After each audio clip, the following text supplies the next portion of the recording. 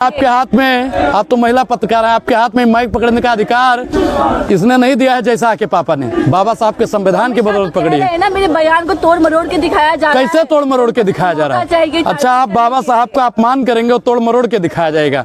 उनके जो दिल में था, जुबान पर आया, दलित विरोधी मानसिकता उनकी थी, स्पष्ट हो गया।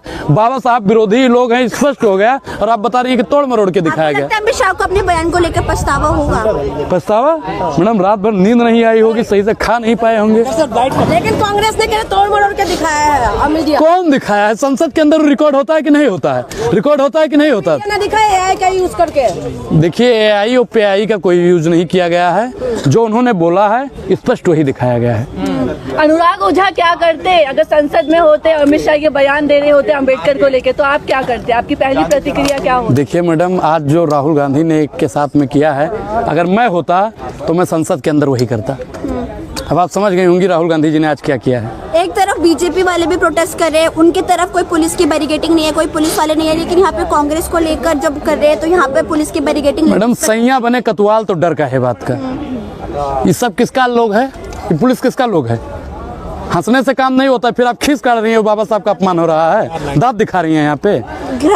किसका है? होम मिनिस्टर जैसा का है ना, जैसा के पापा का है ना। अभी बयान किसने दिया है? बाबा साहब का अपमान किसने किया है? अमित शाह। तेज बोलिए, सुन नहीं पा रहे हैं हम। आप बताइए। ये भाई, इनको पत्रकार किसने बता दिया? बताइए। बाबा साहब का अपमान किसने किया है? बोलिए, किसने किया है? आराम से बात कीजिए, आराम से। आराम से बात करेंगे। जब वो गला फाड़ता है, जब वो कहता है कि देखिए ये जो बाबा साहब के नाम पे फैशन कर रहे हैं, अगर इतना राम का नाम लेते तो इनकी 7 पीढ़ियां स्वर्ग चली जाती। और आप बता रही हैं कि आराम से बोले। भाजपा वालों को कहे आराम से नहीं बुलवाती हैं आप? कहे नहीं बुलवाती हैं? बोलिए, बोलिए। माफी मांगेंगे लगता है? माफी उनकी 7 पुश्तें मांगेंगी।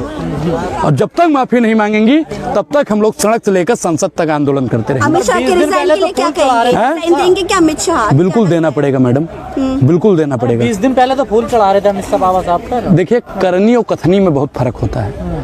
दिखाया जाता है बहुत कुछ, लेकिन जो हकीकत होता है वो बयां किया जाता है। अरे बीजेपी वाले कह रहे हैं कि कांग्रेस माफी मांगे। किस बात की? अपमान किया है भीमराव अम्बेडकर का। कैसे? नेहरू ने अपमान किया है लगातार, अभी जंतर मंतर। हाँ, आप एक चीज बताइए, महाराष्ट्र में किसने लोकसभा में भेजा? किसने भेजा था? चुनाव किसने लड़वाया था, जितवाया था? बताइए। आपने या इन्होंने लड़वाया था? बताइए। 400 पार कर दीजिए, संविधान बदल देंगे। किसकी पार्टी के लोग ने बोला था? बोलिए, बोलिए। बीजेपी ने बोला। काफी समझदार हैं।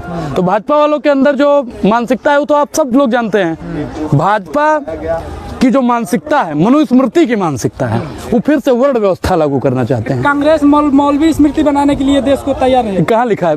बीजेपी। देखिए, बीजेपी त्रिवेदी बोल रहे हैं उनके। देखिए भैया, मैं बहुत खराब आदमी हूँ, बहुत खराब आदमी हूँ, और गांव से गोंडा से आता हूँ। मैं कुछ उल्टा सीधा बोल दूंगा तो आप लोगों को बुरा लग जाएगा। तो बीजेपी बोल रही है ना। संविधान पढ़े हो ना? संविधान में कहाँ लिखा है मौलवी राष्ट्र बनाने की बात हो रही है, मौलवी स्मृति बनाने की बात हो रही है? अरे आप कभी राहुल गांधी ने बोला? कभी राहुल गांधी ने बोला? कभी प्रियंका गांधी जी ने बोला? श्रीमती सोनिया गांधी जी ने बोला? या इससे पहले राजीव गांधी जी ने बोला था? अगर अमित शाह माफी नहीं मांगेंगे, इस्तीफा नहीं हुआ, तो क्या कर लेंगे आप लोग? क्या कर लेंगे? क्या कर लेंगे? हाँ, क्या कर लेंगे? तो हम फिर बताएंगे आपसे। आज ही बता दें आपको, आज ही बता दें आपसे, आज ही आप बता दें आपसे। देखिए, हम लोग बहुत शातिर मानसिकता से काम करते हैं।